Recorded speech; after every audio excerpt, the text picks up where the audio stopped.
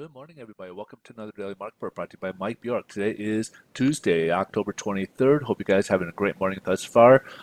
We do got, actually, it's a quiet day. Excuse me about that. Economic calendar, there's nothing on the schedule for today. However, so we'll jump over to the headline news, and stock market is way down. If you woke up this morning and saw that Dow is down, it's been kind of moving back a little bit, it receded a little bit, but it was down over 500 points so far. It was pretty crazy this morning here.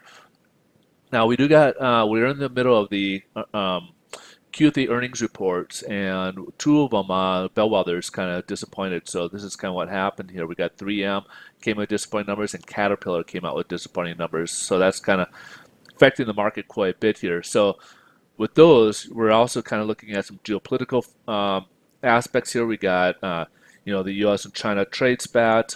China, coming out with the poor, or well, to them, they missed their Q3 GDP report, and they've been trying to encourage the markets, prop up the markets, and let them know that they're going to do what they can to kind of keep things moving along here. But in any case, we'll have to kind of wait and see what happens with that, because they're wondering, the stock market's gone up so high, interest rates in the U.S. has gone up quite a bit, and now they're kind of wondering, is there room to grow? Especially with these trade issues, is there room to, on a global level, is there enough room to grow for businesses? Are we at the peak, so to speak? So now they're kind of reconsidering and maybe kind of cashing in, so to speak. And then kind of taking advantage of the higher yields in the treasuries. They're a lot less risky, almost no risk compared to that of the equity market. So that's part of what we're seeing. And then we got other geopolitical issues going on over, say, for example, in Europe. We got the anti-establishment in control of Italy with their budgets at odds with the EC. We got Brexit. They don't have agreement yet with the EU, and that's creating some concerns over there as well. And of course, we got the Saudi Arabia situation with the Washington Post reporter.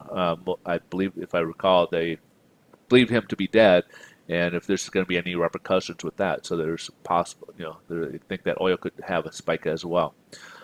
We do got some Fed speakers speaking today. We got quite a few of them out there. So anything that they could be listening to them quite a bit, and if anything pops up, that could also change the markets as well. It could worsen it, could improve it. We don't know. We'll have to kind of wait and see, depending on what's been said. So let's jump ahead here to the bond market. And the bond market is, as you see here, we got a huge opening here. We started off much higher.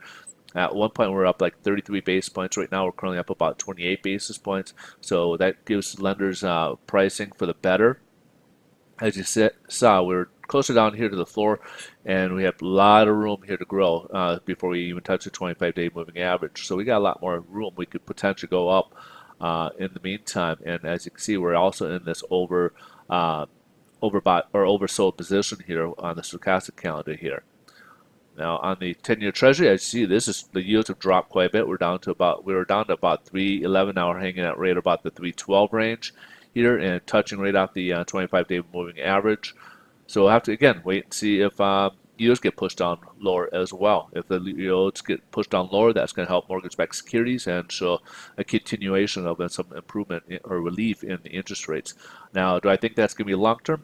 Probably not quite long-term. It might but it might give us a little bit of footing, a little bit more stabilization as to where things are at. We've been kind of slipping quite a bit, as you kind of see. Go back here, as you see, we've over the past, since August, you see how much we've kind of dropped. So we go from about 102 level all the way down to about 100. So that's 2 points in pricing, and rates, if you haven't seen, we're already in the fives right now.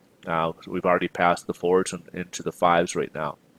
So, so the good news, obviously, interest rates are improved, and if anything changes, I'll post on Twitter. If you guys want to get any of those updates, just follow me at Mike Bjork on Twitter, and you can get all those updates. You guys have a great rest of your day. Thanks so much for watching. We'll see you guys tomorrow. Bye-bye.